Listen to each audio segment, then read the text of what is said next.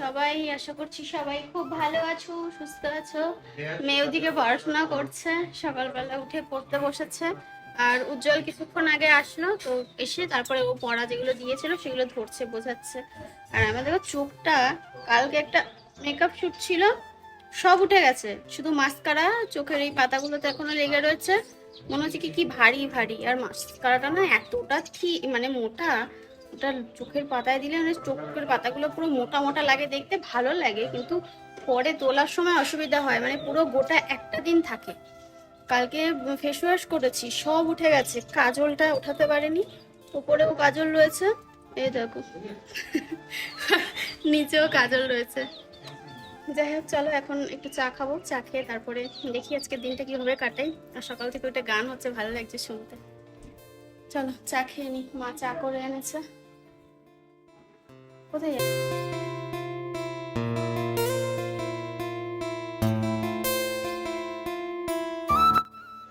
চা খাওয়া হয়ে গেছে। ডেলি দিন এই চা খেতে বসলেই আমার যেটা হয়, পার্সেল আসে। সে গিয়ে উজ্জ্বল বলতে যাও, গিয়ে আবার পার্সেল নিয়ে আসলাম।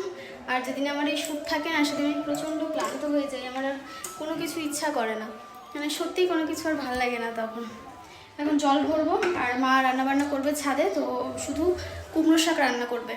আমাদের ওই যে সবেদা পেরেছিলাম, সবেদা গাছের ভেতর থেকে দেখিয়েছিলাম না, বড় বড় কুমড়ো পাতা হয়েছে, তো ওই কুমড়ো গাছটা মা ছিঁড়েছে, আরও কিছু কয়েকটা দিয়েছে এখান থেকে ওখান থেকে। ছাদে তো বেশ কয়েকটা কুমড়ো শাক হয়েছিল, তো ওই কুমড়ো শাকের তরকারি করবে আজকে, আর কিচ্ছু করবে না।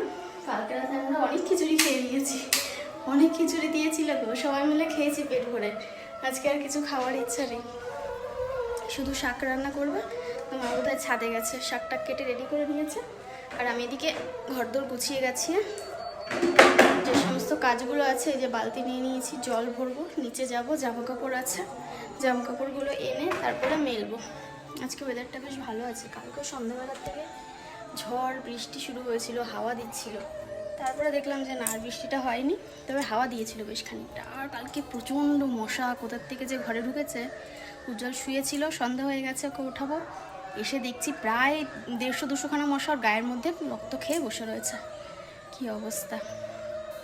তারপরে মর্টিন জ্বালালেও তারা যায় না, মানে এত বিষাক্ত ব্যাপার। ঘরের কাজ অনেক হয়ে গেছে, বিছানা গুছিয়ে গাছিয়ে সব পরিপাটি করে রাখলাম, জামা কাপড় ভাঁজ করে রেখেছি। আর এদিকে ঘরের মোটামুটি ঝাড়টার দেওয়া সব হয়ে গেছে। এবার শুধু ঘরটা মুছে নেব। একজনকে দেখো লেজ নাড়াচ্ছে, বুঝতে পেরেছে ডাকছি।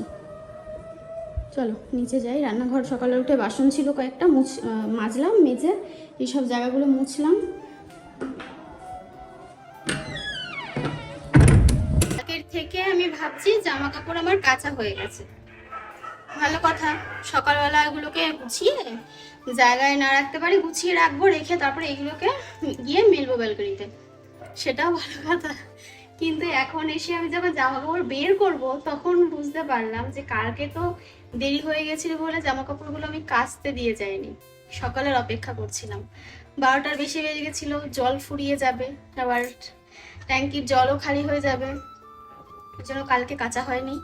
আজকে এসে মাথা খারাপ, কত জামা কাপড় এখন এই কাচতে দিলাম। আর এদিকে জল ভরে নিয়েছি, আর মায়ের ঘরদোর সব মুছে দিলাম, কালকেও মুছেছিলাম রান্না করতে করতে এসে। আর এখন মুছে পাখাগুলো সব ছেড়ে দিয়েছি, কারণ এই নিচের টাইলসগুলো না বেশি স্লিপ লাগে আমার কাছে, কেন জানি না। সব ঘর সুন্দর করে সাজিয়ে, মানে যতদূর পেরেছি গুছিয়ে গাছিয়ে নিয়ে তারপরে ঝেড়ে পুছে সব কিন্তু মুছে দিয়ে গেছি। আর পাখাগুলো বন্ধ করে দিয়ে তারপরে একেবারে যাবো, যেন একটু ওয়েট করছি, কারণ এই জায়গাগুলো পুরো দেখো ভেজা ভেজা রয়েছে। এদিকে তো পাখা নেই, ওই হাওয়াটা কতক্ষণ ওখানে যাবে, শুকাতে লেট লাগে। এবার মেয়ে পট করে চলে আসলে ও তো পড়ে যাবে স্লিপ করে। আর এইখান থেকেও বোধহয় না কয়েকটা ঠাক কেটেছে, এখান থেকে। সেই বিড়ালের ছোট ছোট বাচ্চাগুলো বলেছিলাম, ওদেরকে খেতে দিতে গিয়ে দেখছি ওরা নেই, দুদিন হলো ওরা চলে গেছে। ওরা তো ঘর পাল্টায়, আতুর পাল্টায়, তো বাচ্চা পেরেছিল আমাদের বাড়িতেই, যে একটু হাঁটা শিখেছে, খেলতে শিখেছে, ওদেরকে ওর মা কামড়ে নিয়ে অন্য কোথাও চলে গেছে। ঘর সুন্দর করে মুছে টুছে গুছিয়ে নিয়েছি। চলো পাখাটা বন্ধ করে দিই। এই ঘরও বিছানা ছেড়ে তারপরে এই ঘরে বেশি জায়গা নেই মোছার, ওই যেটুকুনি আছে ওইটুকুনি জায়গায় মুছলাম। আর এইগুলো সব মোছা হয়ে গেছে। সিঁড়িটা আজকে মোছা হয়নি, সিঁড়িটা ঝাড় দেওয়া হয়েছে, কারণ সিঁড়ি কালকে মুছেছি, প্রত্যেকদিন না মোছার কোনো মানে মুছতে হবে সেরকম কোনো ব্যাপার নেই। আর এখানে এই মায়ের ঘরও সুন্দর করে মুছে দিয়েছি।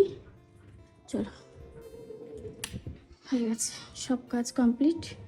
এখন গিয়ে আমার ওপরের ঘরগুলো মুছবো, ওটা তো বাকি রয়েছে, এগুলো মোছা হয়ে গেছে। এই দেখো আমাদের গাছের রসগোল্লা, দেখেছো কত বড় বড় হয়েছে। সেদিন পেরেছিলাম না, রেখে দিয়েছিলাম চালের মধ্যে, পেকে গেছে। দেখো আঙুল লেগে যাচ্ছে। আর খেতে এত মিষ্টি হয় সে তো আর বলার মতো না। এটা আবার বেশি পেকে গেছে। এটা ঠিক আছে, এইটা সবচেয়ে ঠিক আছে, এটা সাইজেও ঠিক আছে, দেখো বড় অনেকটা। বলুন। ডিম্বা। ডিম্বা, হ্যাঁ ডিমের মতনই দেখতে।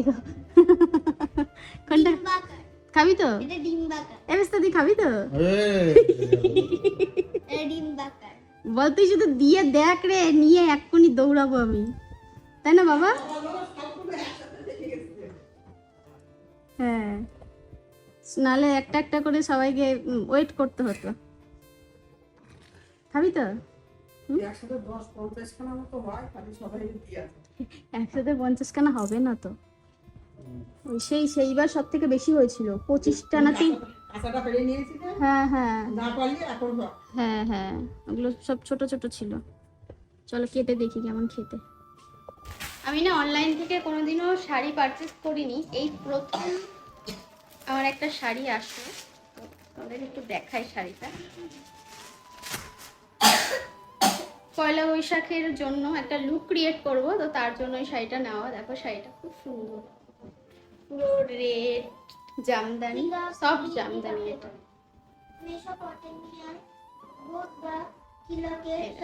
এই হচ্ছে শাড়িটা, এর সাথে একটা ব্লাউজও নিয়েছি। কেমন লাগবে বললে? আমার লাল টুকটুকে লাগবে। আমার না এখন ইদানিং লাল কালারটা খুব পছন্দ হচ্ছে, ভালো লাগছে কালারটা। বলো হ্যালো, সুন্দর লাগছে। তা দেখাচ্ছি তোমাদের, আমিও দেখিনি, আমি জানি না কেমন এসেছে, পরে বলছি। এই যে এই হচ্ছে ব্লাউজটা, একটু সেই সাবিকি টাইপের যেরকম ওরকম মানে চাইছিলাম। তো এই দেখো এখানে লেস বসানো রয়েছে ব্লাউজটায়, আর হাতার কাজটাতেও কিন্তু লেস বসানো রয়েছে, এই যে সুতোর কাজ করা রয়েছে। আর এটা হচ্ছে পিঠটা, পিঠের কাছে ওরকম লেস বসানো রয়েছে। তো এই ব্লাউজটার সাথে এই শাড়িটা আদৌ যাবে কিনা আমাকে একটু কমেন্ট করে জানাও, নাকি লাল নিলেই ভালো হতো। রান্না বান্না বসিয়ে দিয়েছে, আর আজকে আবার সেই পাখিটা ওখানটাতে এসেই ডাকছে। ওখানে এসে ডেলি দিন ডাকে, দেখো আজকেও ডাকছে।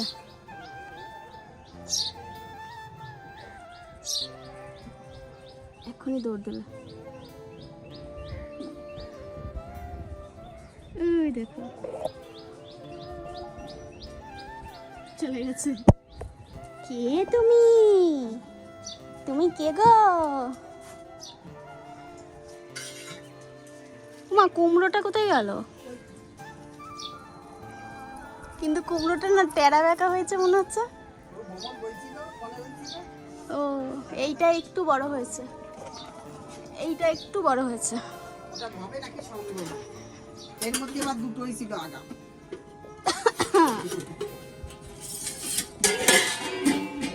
এইটা হচ্ছে মিষ্টি আলু দিয়ে আর এমনি আলু দিয়ে কুমড়ো, ওই যে সবেদা গাছের পরে যে কুমড়ো গাছটা হয়েছিল আমড়ে গেছিল।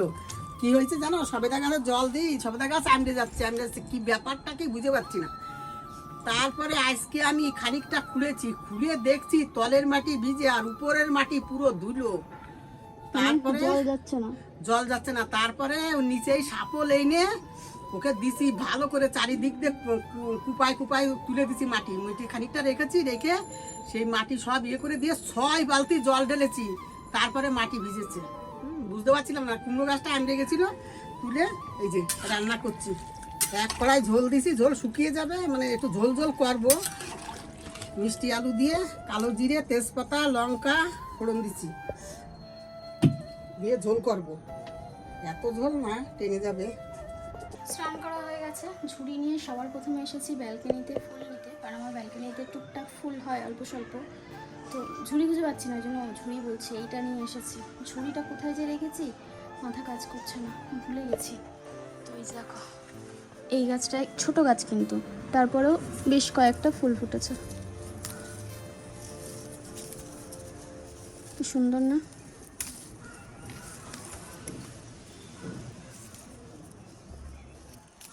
তা যায় না, বুঝতে পারি না। এই যে হয়েছে কটা।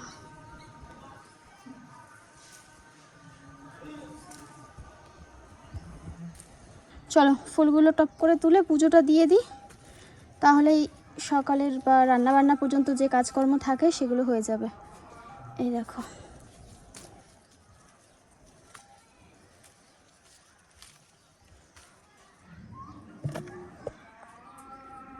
আর কামিনী ফুল ফুটেছে দেখো কি সুন্দর, আর গন্ধটা এত সুন্দর বেরোচ্ছে, মানে এই গন্ধেই মানুষ পাগল হয়ে যাবে, এত সুন্দর। আর রঙ্গন ফুল ফুটেছে আমাদের এবছর, এই দেখো কি সুন্দর। আর এখানে যে থোকা এসেছে এগুলো ফুটবে, এখানেও কুড়ি এসেছে, এখানেও কুড়ি এসেছে, মানে হবে আশা করছি এবছর হবে। এখানেও এসেছে।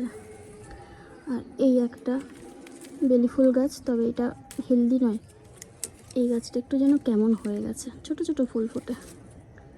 এই যে আজকে এটা দিয়ে প্রথম তুললাম, অন্যান্য দিন এই দুটো দিয়েই তুলি, এই দুটোতে যা হয় আমার পুজোর ফুল হয়ে যায়। নিচে পড়ে গেছে সব।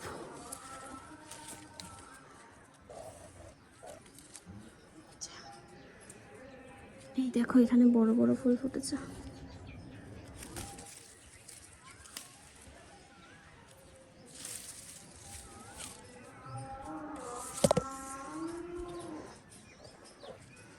যা জবা ফুল আজকে একটা একটা ওয়ান পিস আর নেই।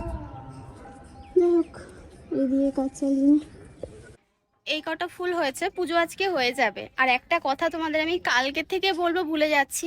আসলে চারিদিকের কাজে না মনেই থাকে না যে আসল কথাটা কি বলবো। সেটা হচ্ছে মেয়ের রেজাল্টের ব্যাপারে তোমরা জানতে চেয়েছো অনেকে, যে আমি কেন বললাম না কিছু, রেজাল্ট আনতে যাচ্ছি সেই পর্যন্ত কেন আমি কিছু বললাম না। আমি বাড়ি আসার পর ভুলেই গেছি কাজকর্ম করতে করতে যে রেজাল্টের বিষয় নিয়ে তোমাদের কিছু বলবো। পরে ভয়েস ওভার দিতে গিয়ে তখন মানে আমার মনে পড়েনি, তখনও মনে পড়েনি, পরে ভিডিও আপলোড করার পর তোমাদের কমেন্ট দেখে মনে পড়লো। তো বরাবরের মতনই খুব ভালো রেজাল্ট হয়েছে, অদ্রিকা আর ওর দুজনেরই খুব ভালো রেজাল্ট হয়েছে। আর ম্যামকে দেখিয়েছে, ম্যাম তো খুব খুশি হয়েছে। তো ম্যাম আবার ওকে একখানা গিফট দেবে, বলেছে কি নিবি। তো বলেছে ম্যাম আমার কিচ্ছু লাগবে না, বলছে না তোকে নিতেই হবে। তো যাই হোক, ওকে সারপ্রাইজ গিফট দেবে, সারপ্রাইজ না গিফট দেবে। আর আমাকে এসে বলছে মা তুমি কি গিফট দেবে, বাবাকে এসে বলছে তুমি কি দেবে। দেখো এইটা হচ্ছে ওর মানে পাওনা, সারা বছর পড়াশোনা করে ভালো রেজাল্ট করলে বাবা মার তরফ থেকে একটা গিফট তো এটা থাকেই। তো দেখি পড়াশোনা রিলেটেড কিছু দেবো। উজ্জ্বল বলছে তোকে যে আমি এতগুলো খাতা কিনে দিলাম, পেন কিনে দিলাম, আর আমি বলছি কি আমি যে তোকে রিঅ্যাডমিশন করিয়ে দিলাম স্কুলে, ড্রেস কিনে দেবো, তো এগুলো কি গিফট নয়। বলছে না এগুলো গিফট নয়, গিফট আমাকে আলাদা করে দিতে হবে। তো এখনো পর্যন্ত ঠিকঠাকই আছে, বুঝেছো? সেটাই তোমাদের জানানো হয়নি, আজকে জানিয়ে দিলাম, ভুলেই গেছিলাম কালকে। আর এই দেখো এই গাছটা কি সুন্দর পাতা বেরিয়েছে, কচি কচি জালি জালি পাতা বেরিয়েছে।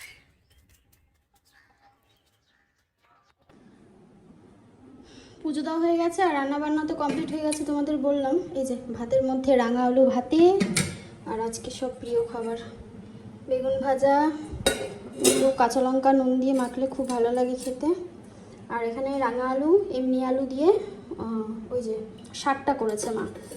চলো আরেকটা জিনিস তোমাদেরকে দেখাই। আমি না ভিডিও দেখে ইউটিউবে আমি এই যে গাছ জলের মধ্যে ভিজিয়ে রেখেছিলাম, মানে রাঙা আলু, এটা দিয়ে গাছ বেরিয়েছে। এই দেখো, এগুলোকে মাটিতে পুঁতে দেবো, তাহলে গাছ হবে, ছাদে করব, বুঝেছো? কি সুন্দর। তোমরা এরকম ট্রাই করতে পারো, কিন্তু এই শাক খাওয়া যায়, মানে আলু হোক না হোক শাকটা তো খেতে পারবে। এটা এভাবেই থাক, আরও বড় হোক, এতটা পুরো গাছ হবে, তারপরে গিয়ে বস্তার মধ্যে মাটি দিয়ে বসাতে হবে। কি বলবো তোমাদের বুঝতেই পারছি না, এখন বাজে 12:16 বাজে। আমার অর্ধেকটা এডিট, অর্ধেকও নয় মানে কিছুটা এডিট বাকি আছে, হয়েছে। তো সেগুলোতে এখন ভয়েস দেব। মেয়ে এখানে শুয়ে পড়েছে, উজ্জ্বলকে শুয়ে দিয়ে এসেছি অনেকক্ষণ আগে, ও এতক্ষণে নাক টাক ডাকছে। বিকেলের পর থেকে আর কোনো ভিডিও করা হয়নি। বিকেলের পর থেকে না আমি অন্য কাজের দিকে ব্যস্ত হয়ে যাই, আসলে শ্যুটের কাজেই। তো এই জন্য আর ব্লগিং আর করা হয়ে ওঠে না, আর মনেই থাকে না আমার বিকেলের পর যে আমাকে ব্লগিং করতে হবে। তো এখন এই ভিডিওগুলোতে ভয়েস ওভার দেবো 5টা ভিডিও, তারপরে আরও ওদিকে 4টে ভিডিও এডিট করেছি, মানে মোট 9টা ভিডিও এতক্ষণ এডিট করেছি। 5টাতে না দাঁড়াও বলছি, ওটা হচ্ছে হ্যাঁ ওই 4টেতে ভয়েস ওভার দিতে হবে না, বাট এই 5টাতে দিতে হবে। আর তারপরে আমার ভ্লগিং যেটা এখনও কন্টিনিউ চলছে, এটা তো বাদই দাও, এটা হয়তো এখন এডিট করতে পারবো না, কালকে হয়তো দুপুরে এডিট করব বসে।